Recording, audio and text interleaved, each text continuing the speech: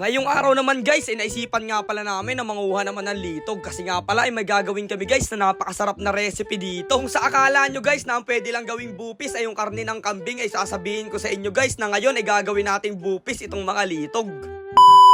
So what's up guys? What's up? Mahanapadaan lang. So ayun, grabe, napakaagang adventure na naman natin pagpasok ng 2025. Syempre guys, kahit lumipas na yung mga taon, ay syempre kailangan pa rin nating magsikap at magsikap para sa pamilya at sa mga mahal natin sa buhay. Kaya guys, simulan natin ang 2025 na merong kasipagan at merong goal sa buhay. At sa mga viewers namin dyan guys, baka nanonood lang kayo pero hindi pa kayo nakapollow dito sa page natin, ay mag-follow na kayo guys para updated kayo sa mga adventure. At syempre ang masasarap na food trip natin ng mga seafoods ay mapanood nyo din. Grabe nga pala guys ang nangyari kay Mimo ngayong araw, kasi nga pala ay nabalian nga pala siya ng isang braso. Pero dati nga guys kaming Boy Scout, kaya nagawan kaagad namin ng paraan yan. Kaya ayun, nilagyan guys namin ng kahoy. At dahil nga guys ngayong araw ay nagsawa kami sa mga karne at sa mga kung anong mga dessert na nakain natin ng New Year, syempre panahon na ulit para tumikim ulit tayo ng napakasarap na mga seafood o mga shell. At sa mga makakapanood nga pala guys ng video na to, ay paki-comment sa baba kung mga taga saan kayo para malaman namin kung saan may mga nanonood sa amin. At syempre para may shoutout na rin namin kayo. Hindi na rin nga guys nagtagal, syempre nakarating na rin kaagad tayo dito sa pagkukunan guys natin ng litog, kaya dali-dali na tayong bumaba dito. Ganito nga pala guys ang itsura ng mga litog o mga shell na kukunin natin ngayong araw. Grabe, napakalalaking litog talaga guys na namumuhay dito sa lugar namin. Dahil nga guys medyo high tide na kami nakarating dito, ay medyo malalim na rin yung tubig, pero syempre kailangan pa rin natin makakuha para meron tayong pang food trip ngayong araw. Medyo madalang nga guys dito sa unang napuntahan namin, at nung bumaba kami dito sa may kabilang side ay nandito pala guys sila nagtatago, at bukod doon ay napakalalaki pa nila. Sa mga ibang vlogger nga pala guys, nakakakita din ako na nangunguha sila ng litog, pero napapansin ko guys na medyo maliliit yung litog sa lugar nila.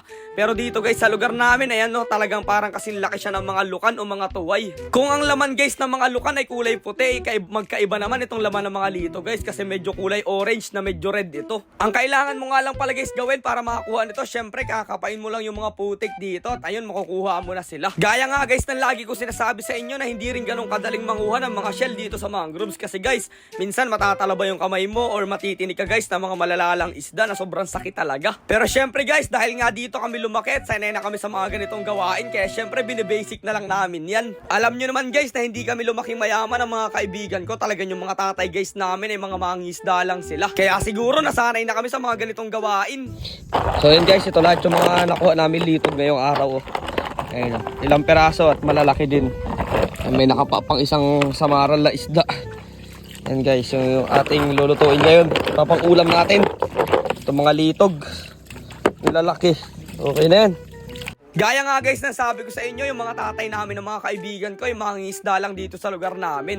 Kasi guys, nung mga bata pa kami, palagi kami sinasama. Yung tatay ko nga pala guys, ang pangunahing trabaho niya ay nangangawil siya sa laot, tapos naglalambat siya dito sa mangroves. Tapos yung tatay naman ni Romel guys, ay nagtataan siya ng mga panak. Tapos yung tatay naman guys ni Balong ay syempre nanghuhuli din niya ng mga alimango. Basta guys, lahat ng mga tatay namin ay sanay talaga sa pangisda, kaya siguro doon kami nagmahal ng lahat. Tapos ayun, na nakakuha na nga pala guys kami ng mga litog, ay mukhang hindi namin ito dito maluluto sa mangroves, kasi guys kung napapansin nyo yung langit, talaga namang medyo parang uulan at baka maabutan pa tayo dito. Hindi pa nga guys kami gumagaling lahat sa sipon, tapos ayan, magkasipon na naman tayo. Kaya guys, sa pag-isipan namin magkakaibigan na doon na lang muna lutuin kung saan kami nagtatambay ng mga tropa ko. At sa mga gusto nga pala dyan guys magpa-shoutout, ay paki-comment lang dyan sa comment section yung mga gusto nyong i-shoutout. Tapos titingnan na lang po namin dyan sa ilalim kung sino yung mga may shoutout natin. Hindi na rin nga pala guys nagtagal at nakauwi na rin kami dito sa bahay. At eto guys, kita nyo naman na nilalaga na namin dito, pinapabuka na namin yung mga nakuha namin litog.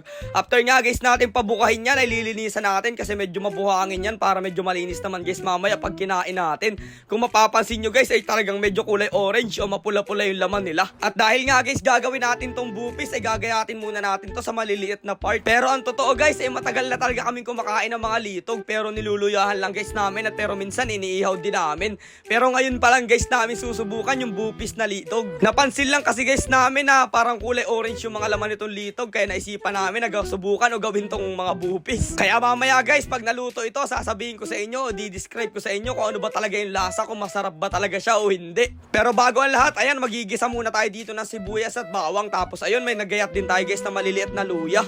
At para naman guys medyo magana yung pagkain natin dito, ay maglalagay na tayo dito ng konting ceiling green. Tapos pag okay na guys ang lahat, ay sasangkut na natin dito yung mga ginayat natin mga litog kanina. Padidikitin lang guys natin yung lasa dyan ng mga rekado na nilagay natin. Magdadagdag na rin nga pala guys tayo dito ng asin, paminta at konting bitchin. Tapos ang huling recipe guys ay lalagyan na natin siya ng banana ketchup. Ihintayin lang guys nating maluto ito ng konti. Tapos ayan, halu-haluin lang natin hanggang sa kumalat guys yung kulay ng mga ketchup na nilagay natin dyan. Tapos ayan na guys, ready na ang bahaw natin. Tapos ayan, proudly present guys ang litog na bupis. Grabe, titikman na guys natin ngayon kung ano ba talaga ang lasa niyan. Pero bago ang lahat guys, syempre kailangan muna natin magdasal at magpasalamat kay Lord sa mga blessing na natatanggap natin sa araw-araw. Kaya eto na guys, titikman na natin at ipapaliwanag ko na guys sa inyo yung lasa.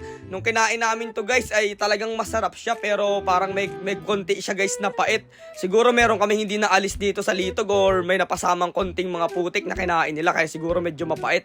Pero all in all guys, napakasarap niya. Kaya nga guys, food trip muna kami dito at hanggang dito na lang muna ulit itong adventure natin. At syempre, kita-kits na lang ulit tayo bukas ulit.